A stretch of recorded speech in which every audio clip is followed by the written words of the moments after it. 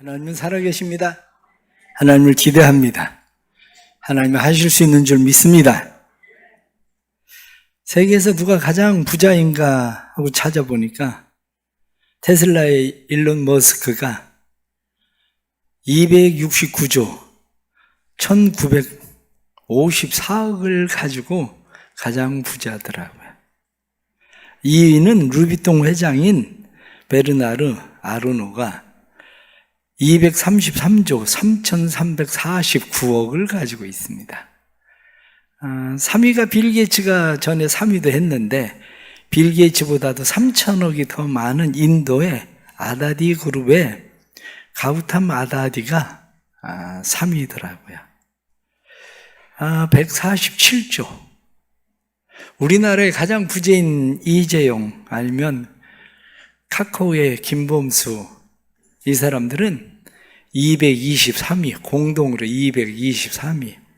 요즘은 뭐 1조 그러면 하도 그냥 1조 뭐 그냥 1조인가 보다 이렇게 생각하는데 1조 그러면 9,999조를 넘어가야 1조가 되는 거예요. 그냥 뭐 1조 그러면 대충 그냥 1조 가지고 있나 보다 이렇게 생각하지만 감히 우리가 뭐 상상도 안 가는 그러한 돈이죠. 요즘 세상에 돈에 관심 없는 사람이 어디 있겠습니까? 돈에 대한 관심이 누구나 다 많습니다. 그런데 관심을 가지고 있으니까 돈을 사랑하게 되죠. 돈을 사랑하는데 돈을 사랑하다 보면 어느 날 내가 돈의 노예로 전락되어 있다는 사실을 깨닫는 거죠. 돈이 수천억, 수조를 가지고 있으면 돈의 노예가 되지는 않겠지 생각하지만 그렇지도 않습니다. 돈을 많이 가지고 있는 사람도 돈의 노예가 되고 돈이 없으니까 돈으로부터 자유할 것 같아도 그 사람도 또 돈의 노예가 됩니다. 돈이 많은 사람이나 돈이 없는 사람이나 돈을 사랑함으로 돈을 쫓아가다가 보면 어느 날 돈의 노예로 전락하고 말죠. 물가는 올라가고 이자도 올라가고 소위 영끌을 해서 집을 샀는데 집을 팔아야 되나? 집을 내놔도 팔리지도 않고 그러면 마음 가운데 불안이 찾아옵니다. 이러다가 하우스푸어가 되는 거 아닌가? 이런 마음이 들어가기도 합니다. 요즘 젊은이들은 집 살 수도 없으니까 차라리 차나 좋은 거 타고 다니겠다. 그래서 벤츠나 아니면 외제차 좋은 차들을 막 젊은이들은 또 타고 다녀요. 그러다 또 카푸어가 됩니다. 차만 가지고 있는 가난뱅이가 되는 거죠. 그러다 보니 그리스도인들은 무슨 생각을 하냐면 그리스도인들은 그래도 세상 사람들은 부에 대해서 돈에 대해서 그런 욕심을 가지고 사는데 좀 거기로부터 벗어나야 되지 않나, 좀 고상한 그리스도인이 돼야 되지 않나 이런 생각을 하고 그리스도인들은 거기로부터 벗어납니다. 그래서 돈에 대한 관심을 가급적 끊어보려고 노력을 합니다. 그런데 그리스도인들이 돈에 대해서 관심을 끊는 순간 사단은 돈을 앞세워서 사람들을 사로잡아 가기 시작합니다. 그래서 세상 사람들은 사단의 그 유혹을 따라서 검은 방법, 수단, 방법 가리지 않고 그 사람들은 또 그렇게 돈을 벌어요. 때로는 예수님께서 말씀하신 것처럼 어둠의 자녀들이 빛의 자녀들보다 지혜롭다. 빛의 자녀인 그리스도인들은 돈이나 이런 거에 대해서 별 관심 없는 채 살아가고 있지만 어둠의 자녀들은 오히려 그것에 관심을 가지고 살아가는 것이 지혜롭다고 성경은 오히려 말씀합니다. 돈의 성격은 소유자가 누구냐에 따라서 달라지는 것 뿐입니다. 소유자의 인격과 마음먹기에 따라서 선한 도구가 되기도 하고 악한 도구가 되기도 하는 거죠. 그런데 그리스도인들이 잘못 생각하고 있는 것이 돈 그러면 그건 나쁜 거, 그리스도인들이 거기에 마음 두지 말아야 될 것 이렇게 생각하고 있지만 그러다가 보면 부자에 대한 편견이 생기고 부자는 나쁜 거, 돈 많이 가지고 있는 사람들은 무슨 악한 짓이라도 해서 돈을 번 것처럼 생각하기 쉽습니다. 그러나 돈이라고 하는 것은 그것이 어떻게 사용되느냐에 따라서 하나님의 선한 도구가 될 수 있다는 사실을 잘 알아야 됩니다. 그것이 어떻게 사용되느냐에 따라서 사단의 영역에서 많은 사람들이 악한 도구로 사용될 수도 있다는 것이죠. 돈뿐만 아니라 우리의 힘이나 권력이나 우리의 자리나 이런 모든 것들이 우리가 관심을 가지고 있지 않는 때에 오히려 그것이 다른 사람들을 타락시키는 도구로 쓰여진다는 것은 안타까운 일이죠. 그렇다면 그리스도인들은 우리의 삶의 부에 대해서, 위치의 권력에 대해서, 그리고 우리의 삶의 힘에 대해서, 건강에 대해서 좀 더 다른 생각을 가지고 접근을 해야 됩니다. 사람은 누구나 다 기대감이라는 게 있습니다. 그런데 기대감은 놀라운 일들을 성취하게 만드는 힘입니다. 기대감이 없는 사람은 지금은 행복할 수 있을지 몰라도 기대감이 없어서 자족하는 마음이 있으니까 그는 더 이상 무엇을 해보려고 노력하지 않습니다. 하나님도 사람의 계획을 성취시키시는 분이에요. 사람이 무엇을 계획하면 그것을 이루시는 분이 누구냐면 하나님이세요. 근데 인간이 아무 계획도 없이 그냥 살아가면 하나님만 믿고 의지하고 사는 것이기 때문에 잘 사는 것처럼 생각될지 모르지만 결코 그렇지만은 않습니다. 중요한 것은 복에 대한 욕심이 우리 안에도 갈망이 있어야 된다는 거죠. 미국의 나폴레온 힐이 쓴 책 가운데 생각하라 그리고 부자가 되라라는 책이 있습니다.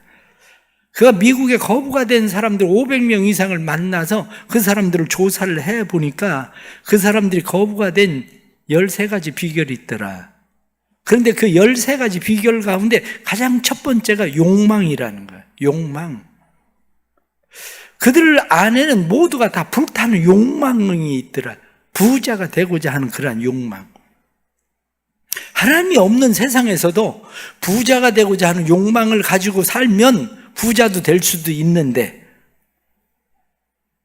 그리스도인들은 왜 그러한 삶을 추구하지 않을까?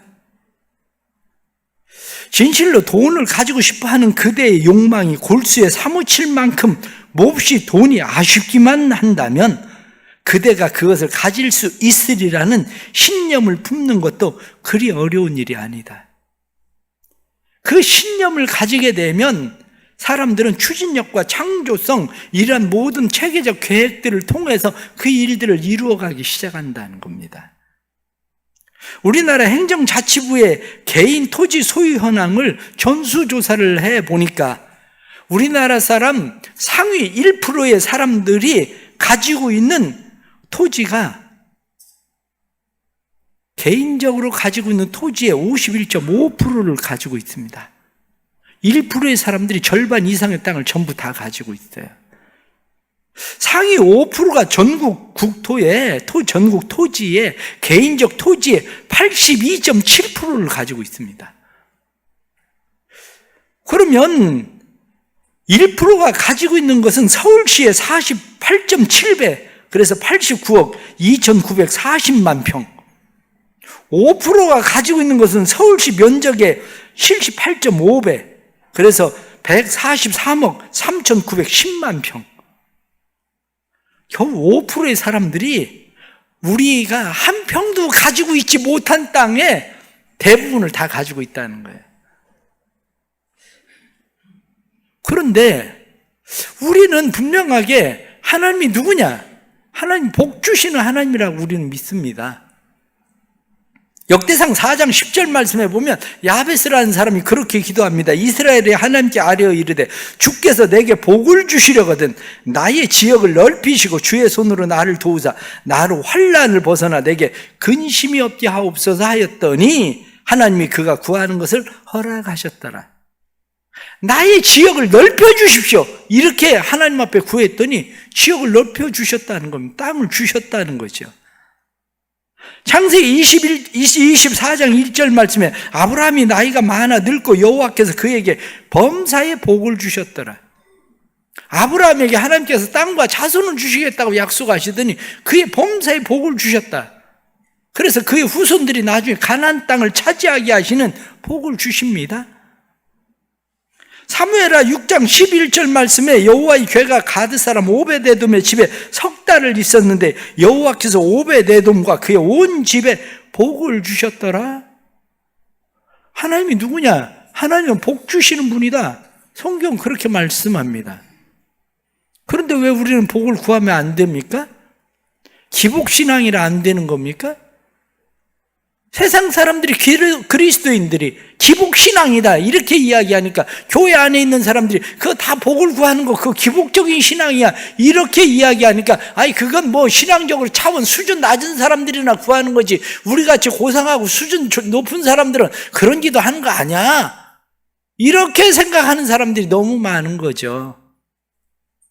사무엘하 7장 29절 말씀에 이제 청하건대 종의 집에 복을 주사 주 앞에 영원히 있게 하옵소서. 주 여호와께서 말씀하셨사오니 주의 종의 집이 영원히 복을 받게 하옵소서.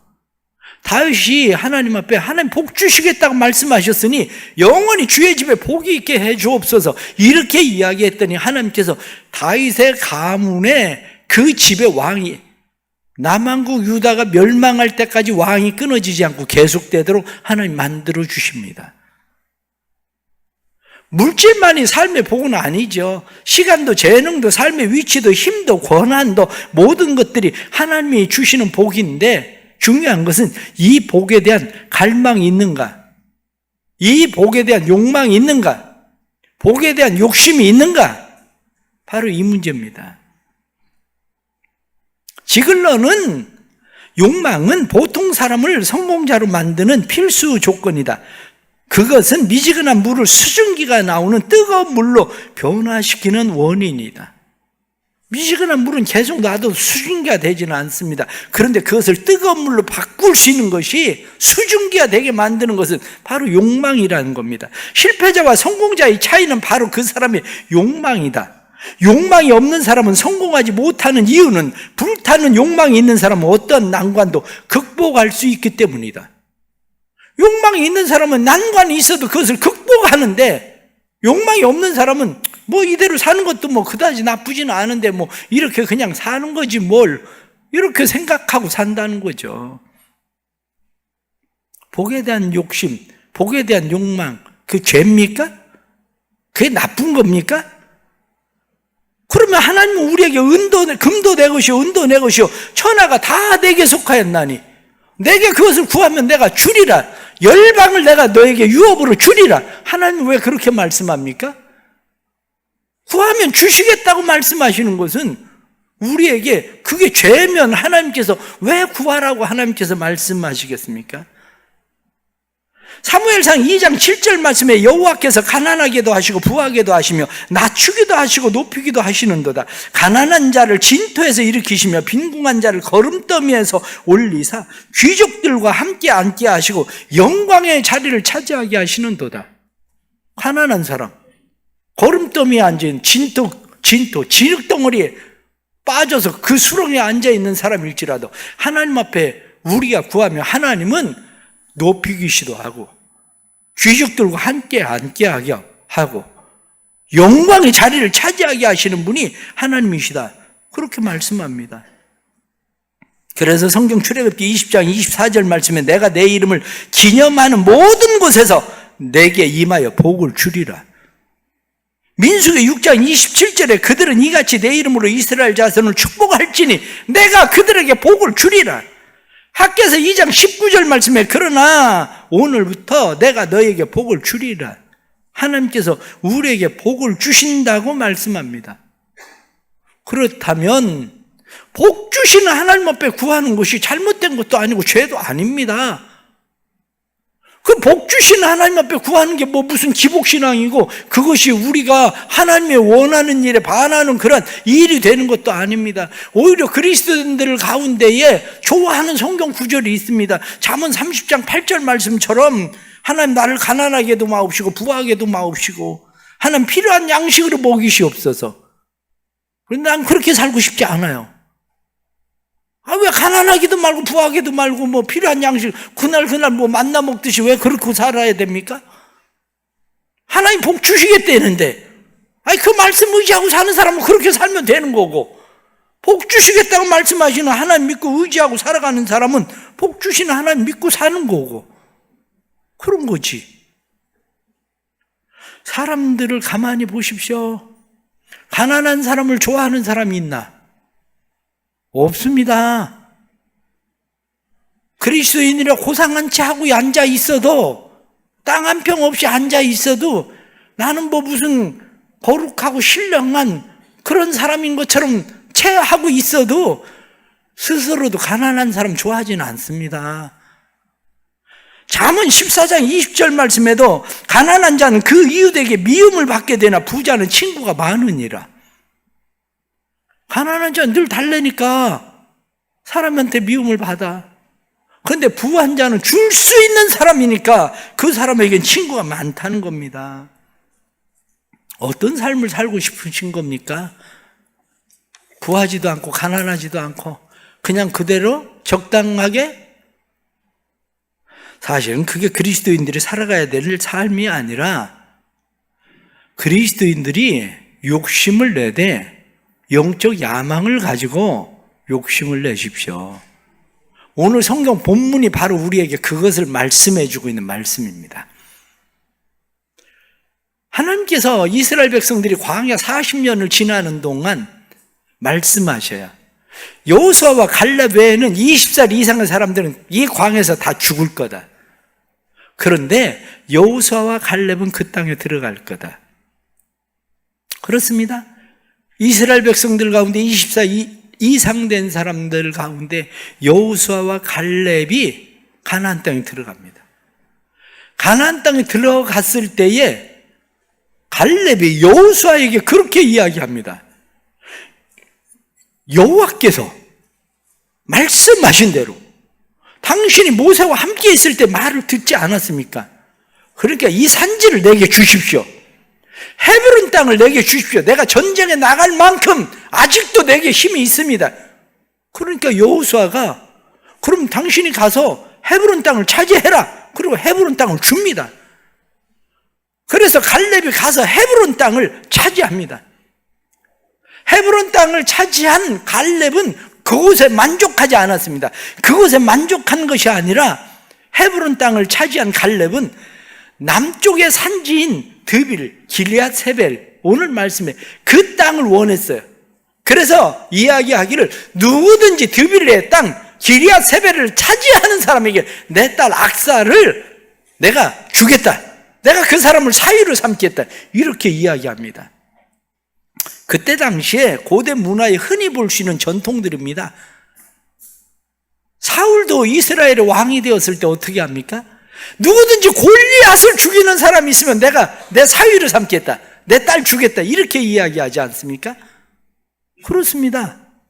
그런데 온니엘이라고 하는 사람이 전쟁에 나가서 기럇 세벨 드빌 땅을 차지하게 됩니다. 그러니까 갈렙이 자기 딸 악사를 그에게 주었어요. 그리고 마침내 혼례 때가 되었습니다.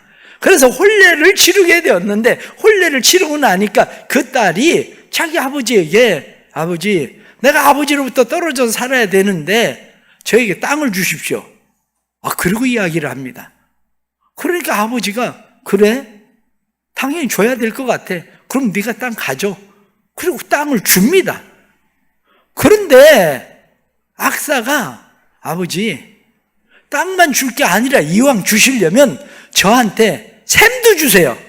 하나도 아니고 위에 있는 샘도 주시고 아래에 있는 샘도 주십시오. 저한테 샘도 주십시오. 그리고 이야기하니까 그 아버지가 아니 내가 사랑하는 딸인데 내가 뭘 못 주겠니? 그럼 너 가져. 그래서 위에 샘도 아래 샘도 그 딸 악사에게 주었다는 겁니다.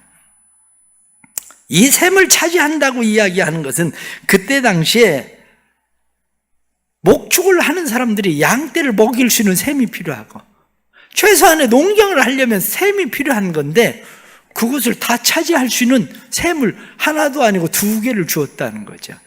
우리가 이 샘에 대해서 보편적으로 이야기할 때에 위에 있는 샘은 신령한 샘, 한마디로 영적인 축복, 아래에 있는 샘은 우리의 삶의 육의 축복, 삶의 축복 이렇게 이야기합니다. 그러니까 온니엘과 악사는 신령한 복도 받았고 땅의 기름짐의 복도 받았다. 이렇게 이해를 하시면 되는 겁니다.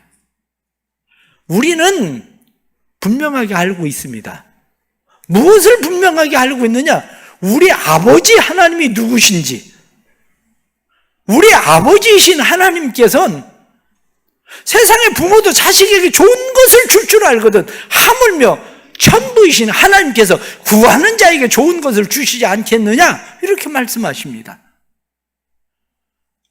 딸 악사는 자기 아버지 갈렙이 어떤 분인지를 너무 잘 알고 있었어요. 내가 땅을 구하면 땅도 주실 거고 뿐만 아니라 샘도 구하면 샘도 주실 아버지라는 것을 잘 알고 있었기 때문에 아버지가 내가 너한테 무엇을 주랴? 이렇게 물어보니까 샘도 주십시오. 그러고 이야기했다는 거죠. 우리는 그냥 팔짱을 끼고 가만히 하나님께서 복을 주시면 좋은 일이고 안 주시면 어쩌나 뭐 할 수 없는 일이지 이렇게 살아가야 될 사람들은 아닙니다. 성경에 의에 줄이고 목마른 사람은 이렇게 말씀하는 것처럼 의에 줄이고 목마르다. 줄이고 목마르다고 하는 것은 물질적인 생리적 욕구가 강한 것을 의미합니다. 예수님께서도 의에 줄이고 목마른 자 이렇게 말씀하는 것처럼 줄이고 목마르다. 욕심, 그것은 소망보다도 더 강한 적극적인 이야기고 욕심, 그것은 열심이란 말보다도 더 적극적인 말이다. 욕심이란 말은 단순히 나쁘다는 뜻만을 가진 것이 아니라 좋은 것을 구하고자 하는 욕망이다. 그렇습니다. 욕심을 가지고 있다고 다 나쁘지 않습니다. 공부에 대한 욕심이 없는 아이들 중에 공부를 잘하는 아이들을 보셨습니까? 항상 행복한데, 반에서 꼴찌를 해도 행복한데 그 아이가 공부해야 할 이유가 어디에 있습니까? 그런데 공부에 대한 욕심을 가지고 있는 아이들은 공부를 더 잘합니다. 하나님께서 우리에게 주시겠다고 약속하신 일에 대해서 중요한 것은 거룩한 욕심, 복에 대한 거룩한 욕심입니다. 복에 대한 거룩한 욕심을 갖는 것뿐만 아니라 이 복에 대한 거룩한 욕심을 어떻게 잘 사용할 것인가, 바로 이 문제입니다. 틸리는 이야기하기를 인간은 수많은 경계선에 서 있는 위태로운 존재다. 인간은 두 기질 사이에, 현실과 상상 사이에, 허상과 실상 사이에, 이론과 실제 사이에, 자율과 타율 사이에, 신학과 철학 사이에, 교회와 사회 사이에, 종교와 문화 사이에, 본국과 타국 사이에, 또한 약속의 땅과 아무도 가보지 않은 광야 사이에, 선과 악 사이에 서 있는 존재다. 여기에 서 있는 인간이 무엇을 선택할 것인지, 그런데 그 선택은 인간의 선과 악의 경계선은 외부에 있는 것이 아니라 인간의 선과 악의 선은 내부 마음에 있다. 이렇게 말합니다. 선은 의로움이나 미덕이 아니라 모든 피조물이 가지고 있는 본성에 일치하는 편안함과 욕망이 선이다. 그래서 세상에 아주 악한 사람이라 할지라도 마음 한 구석에 선이 있다는 거예요. 아주 고상하고 선한 채 해도 그 안에 도사리고 있는 악이 있다는 거예요. 그렇기 때문에 인간은 모두가 다 온전한 선한 사람이 없습니다. 의인은 없나니 하나도 없으며 성경이 말씀한 것처럼 모두 다 악할 뿐입니다. 그런데 예수님에게 와서 선한 선생님이 이렇게 이야기하니까 예수님께서 말씀하시기를 선한 분은 한 분이신데 오직 하나님 한 분만이 선하시다. 그렇습니다. 우리는 선하신 하나님 한 분에게 우리는 붙어있는 그런 사람들입니다. 그러기에 우리의 선택에 달려 있어요. 정치하는 사람이 하나님의 영광을 위해서 정치판에 끼어들면 그 정치도 성직입니다. 학생이 하나님의 영광을 위해서 공부해야 되겠다고 생각을 하고 공부를 하면 공부하는 그 자리도 성직입니다. 가정주부가 그리스도의 향기를 날리면서 가정을 꾸며나가면 그 가정, 그 자리도 주부도 성직이고, 사람이 돈을 버는 일들에 열심을 내도 하나님을 위해서 돈을 벌고자 하면 그것도 성직입니다. 목사만 성직을 가지고 있는 것이 아니라 모든 사람은 다 하나님의 성직에 참여하는 사람들입니다. 중요한 것은 거룩한 열심, 거룩한 욕망을 가지고 살아가는 겁니다. 사랑하는 성도 여러분, 그럼 온니엘은 자기 자신만을 위해서 살았겠습니까? 오늘 성경에 나타난 말씀은 온니엘이 땅도 차지하고 샘도 차지했다. 그런데 그것이 사사기 3장으로 넘어가면 여호수아가 죽고 이스라엘 백성들이 점점 하나님을 떠나기 시작합니다. 그랬더니 하나님께서 메소포타미아 구산 리사다임에게 이스라엘 백성들을 붙여버려요. 그냥 8년 동안 이스라엘 백성들이 구산 리사다임에게 고생을 당합니다. 그때 하나님의 영이 온니엘에게 임해요. 그래서 온니엘이 나아가서 구산 리사다임을 치고 이스라엘 백성들을 자유하게 만들어버립니다. 그것을 성경은 무엇라고 이야기하느냐? 온니엘이 사는 날 동안 40년 동안 그 땅이 평안을 누리게 되었더라. 온니엘 한 사람이 자기 자신만을 평안하게 나 혼자 잘 먹고 잘 살면 된다, 이게 아니라 온니엘 한 사람 때문에 이스라엘 백성들이 40년 동안이나 평안을 누리게 되었다고 성경은 말씀합니다. 여러분들은 그런 삶을 살고 싶지 않습니까? 혹시 여러분들 자녀들에 대해서 어떤 생각이 듭니까? 인생은 다 자기가 알아서 사는 거야. 그러니까 네 인생은 네가 알아서 살아. 내가 너한테 집 못 사준다고 해서 불평할 거 없어. 네 인생은 네가 알아서 사는 거야. 그러고 싶습니까? 난 집을 사주진 못해도 그러고 싶지는 않아요. 내가 집을 사주진 못해도 야, 그래도 너 20년 동안 25년 동안 아버지 밑에서 공부하고 편안하게 누리고 살았지만 온니엘도 40년 동안 평안을 누리게 했다는데 너 집 하나 사주면 지금부터 40년은 그래도 집 걱정 안 하고 너 편안하게 살 것 같은데 못 해주는 게 아니요. 사람이 살아가면서 생각을 해보십시오. 내가 만일에 그때 돈이 조금만 있었더라면 내 자녀의 질병을 치료하고 상처를 치료해서 장애를 갖지는 않을 수도 있었을 텐데, 만약 그렇게 생각한다면, 그때에 내게 복이 있었다면, 그러면 그 사람은 40년 동안은 평안을 누리고 살 수도 있는 거 아닙니까? 내가 남의 밑에만 있는 것이 아니라 내가 사업을 그냥 조그마한 사업을 해도 하나 가지고 있어서 누군가를 불러서 나하고 같이 내 밑에서 일해라. 그래서 그 사람이 평생 40년 동안 내 직장에서 평안하게 살 수 있다면 그게 온니엘이 이스라엘 백성들에게 주던 평안을 주는 복 아닙니까? 예수님께서 왜 안식일에 손 마른 사람을 고쳐줍니까? 우물에 빠져있는 양 구하는 게 당연하지 않겠냐? 사단에게 매여있는 사람을 내가 풀어놓아 자유하게 하는 게 무엇이 나쁘냐? 내 옷자락만 만져도 12의 혈루증을 앓는 여자가 혈루증으로부터 자유하게 되는 거예요. 왜 나쁘냐? 예수님 그렇게 말씀하지 않습니까? 누군가가 나 때문에 그 은혜를 입어서 그 영향력 때문에 평안을 누리고 살 수 있다면 그러면 우리가 기도해야 되는 일 아닙니까? 하나님을 위해서 물질을 구하는 게 왜 나쁩니까? 예수 그리스도께서 가난하게 되시면 우리를 부유하게 하기 위함이라 성경 그렇게 말씀하셨는데, 하나님을 위해서 건강을 구하고 기도하는 게 왜 나쁩니까? 나는 너희를 치료하는 여호와니라 성경 그렇게 말씀하셨는데, 하나님을 위해서 취업을 구하고 기도하는 게 왜 나쁩니까?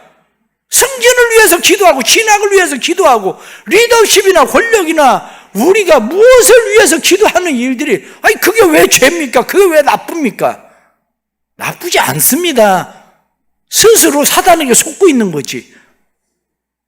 마치 그것을 구하고 그러는 사람은 기복신앙에 빠져 있는 사람처럼, 그런 사람은 뭐 신령하지 않은 사람인 것처럼 그렇게 생각하고 있는 것 뿐이지, 그것이 내 손에 쥐어져 있을 때에 정말 선한 영향력을 끼치는지 끼치지 않는지의 문제인 것 뿐입니다.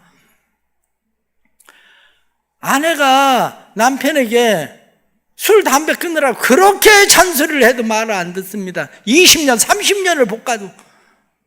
병원에 가서 의사가 이제 더 이상 당신 술, 담배 계속하면 이제 죽습니다.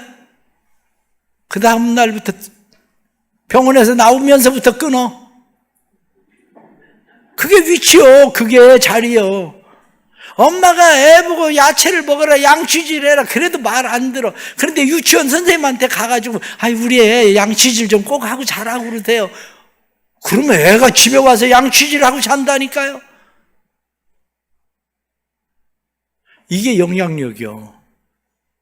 하나님께서 내게 주시는 위치도 영향력이고, 돈도 영향력이고, 권력도 영향력이고, 직장도 영향력이고, 지금 내가 가지고 있는 사업체도 영향력이고, 다 하나님이 주시는 영향력 아래에 있는 겁니다. 그것을 하나님을 위해서 어떻게 선하고 아름답게 잘 사용할 수 있느냐의 문제지. 이게 복을 구하는 게 결코 나쁘지 않습니다. 사랑하는 성도 여러분, 하나님을 믿습니까? 구하십시오. 구하라 주실 것이요, 찾으라 찾을 것이요, 두드리라 그러면 열릴 것이니, 구하는 이마다 받을 것이요, 찾는 이마다 찾아질 것이다. 무엇이든지 믿고 구한 것은 받은 줄로 믿으라. 성경에 말씀한 것처럼 하나님 앞에 믿음을 가지고 기도하십시오. 왜냐? 그게 우리가 살아가야 될 삶의 일이기 때문입니다. 그게 하나님은 이미 우리에게 복 주시기로 약속하셨는데, 하나님께서 내게 주시는 복으로 누군가 사단의 영향력 아래에 있는 사람을 끌어내서 그로 하여금 하나님을 섬길 수 있도록 만드는 것. 우리가 땅의 샘이 만이 아니라 위의 샘, 신령한 복, 하나님 영혼을 내게 맡겨주십시오. 더 많은 영혼을 내게 맡겨주십시오. 그들이 사단의 세력에서 자유하게 해주십시오. 하나님, 그 사람이 내 말을 들을 수밖에 없는 돈도 주시고 권력도 주시고 하나님 직장도 주시고 자리도 주시고 사업도 주시고 하나님 주셔서 그 사람이 그 아래서 하나님의 은혜를 누리게 해주십시오. 이게 우리가 해야 되는 기도입니다. 그게 건강이 약하신 여러분 기도하십시오. 건강을 주시겠다고 약속하신 하나님께 기도하십시오. 지금까지 가난하게 살아가신 분들 하나님 앞에 구하고 기도해 보십시오. 우리를 부유케 하시는 하나님이 부유케 하시는 은혜도 주십니다. 때로는 사람이 그렇지 않은 사람도, 특별한 사명이 있는 사람도 있지만 그렇지 않은 사람들에겐 보편적으로 하나님께서 복 주시겠다고 약속한 대로 복을 주십니다. 우리 하나님의 이 은혜가 사랑하는 성도들의 삶에 있어지길 주의 이름으로 축복합니다. 나 자신만 아니라 나 때문에 누군가 평안을 누리고, 나 때문에 누군가 자유를 누리고, 그게 1년, 2년이 아니라 10년, 20년, 30년, 40년 그들의 평생에, 그들의 영원한 하나님의 나라에 이르는 삶에 이르기까지 하나님의 이 영향력 있는 삶의 은혜가 있기를 주의 이름으로 축복합니다. 기도하겠습니다. 하나님 아버지, 복 주시는 하나님을 믿습니다. 돈도 필요합니다. 삶의 위치도 필요합니다. 힘도 필요합니다. 권력도 필요합니다. 하나님의 선한 영향력을 위해서 하나님 필요합니다. 악사가 땅을 구할 때 땅도 주시고, 샘을 구할 때 윗샘도 주시고 아랫샘도 주시고, 뿐만 아니라 이스라엘의 첫 번째 사사 온니엘이 온 이스라엘을 40년 동안이나 평안을 누리게 하던 것처럼 하나님, 나 때문에 내 자녀들이 평안을 누리는 삶을 살고, 나 때문에 내 자녀들이 하나님의 구원의 은혜를 입게 해주시고, 뿐만 아니라 나 때문에 내 주변에 있는 사람들이 구원의 은혜를 입게 해주시고 평안을 누리게 하시는 하나님의 복이 임하게 해 주옵소서. 성도들의 삶에 복 주시는 하나님을 바라봅니다. 복에 복을 더하사 지경을 넓히시고 하나님의 근심이 없게 해주시고, 뿐만 아니라 우리의 삶이 선한 영향력을 끼치게 해 주옵소서. 예수님의 이름 받들어 기도드리옵나이다. 아멘.